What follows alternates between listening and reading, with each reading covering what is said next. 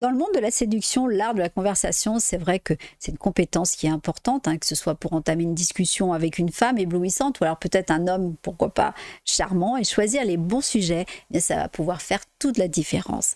Mais ce qui est important, c'est de montrer un réel intérêt pour qui elle est ou ce qu'aiment ces personnes, d'accord?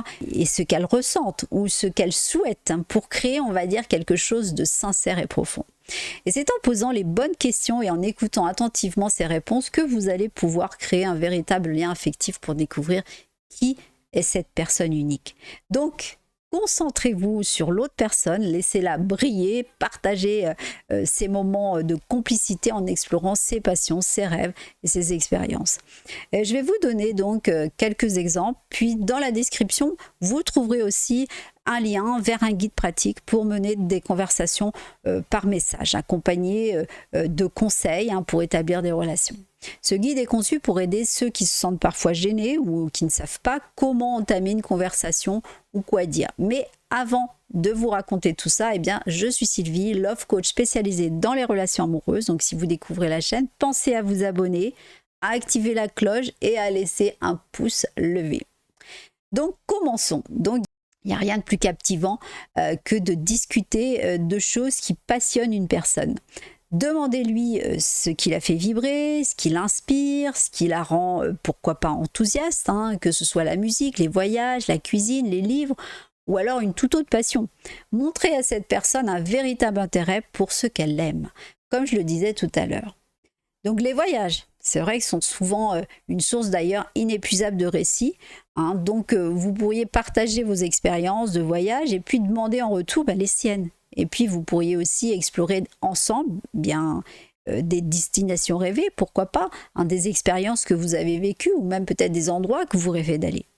Ça peut ouvrir la voie vraiment des conversations pour découvrir l'autre, mais aussi donner envie d'en savoir davantage. On a aussi les ambitions et les rêves, alors que ce soit sur le plan professionnel ou alors peut-être personnel, mais en discuter, ça peut être profondément enrichissant.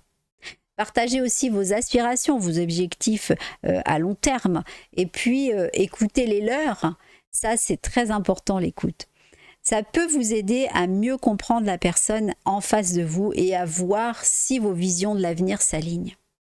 Si vous avez des intérêts communs, c'est une excellente opportunité aussi de les explorer ensemble. Justement, que ce soit un hobby, un sport ou pourquoi pas un domaine artistique, partager une passion commune, hein, peut vraiment créer très vite une connexion et puis aussi renforcer le lien entre vous.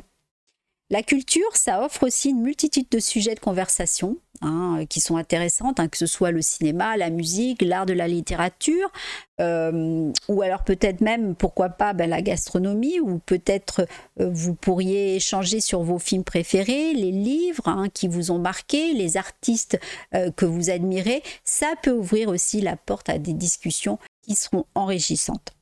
Maintenant, je voudrais vous dire, et ça, je suis certaine que des personnes y sont confrontées, ce sont les conversations par message. Donc, il peut parfois sembler déséquilibré si une seule personne pose des questions et que ce ne soit pas, en tout cas, à double sens. Mais pourtant, il y a plusieurs façons de remédier à ça et d'encourager l'autre personne à s'engager davantage dans la conversation. Et ça, c'est ce qui offre le guide, en tout cas, que je propose.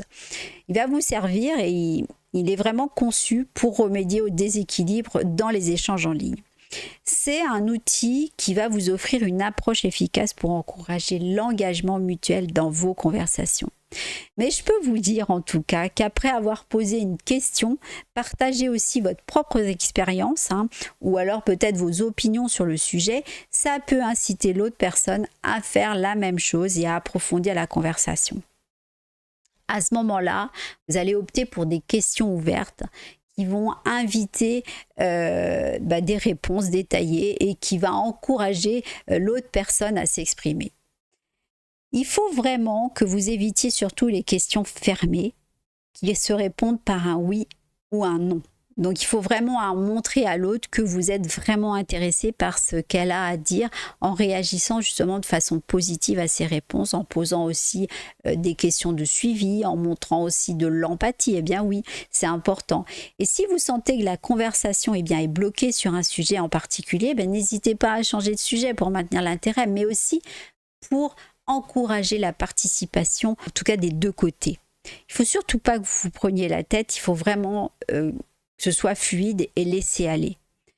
Certaines personnes peuvent être, on va dire, plus réservées et c'est possible, ou alors peut-être moins portées à commencer la conversation. À ce moment-là, eh bien, soyez patient et laissez-leur le temps de s'ouvrir à leur propre rythme, d'accord? Mais surtout, ne vous prenez pas la tête.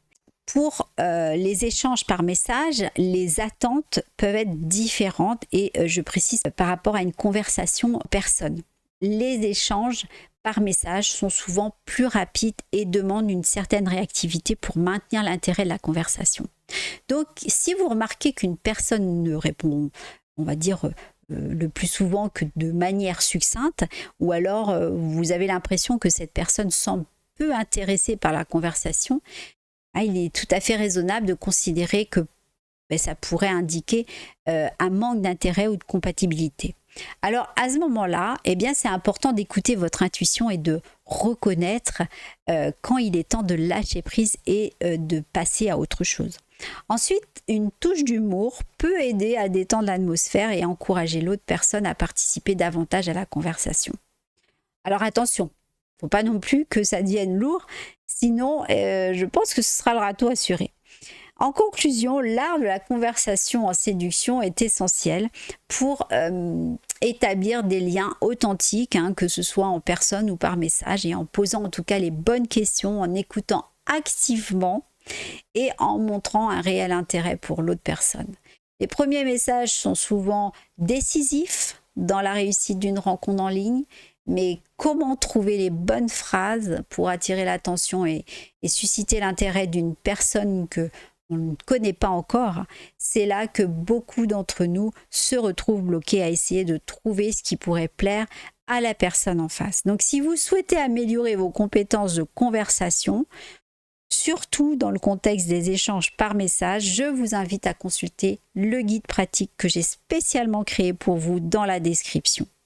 Merci d'avoir regardé cette vidéo et n'oubliez pas de vous abonner pour plus de conseils en relations amoureuses. Et je vous dis à très bientôt.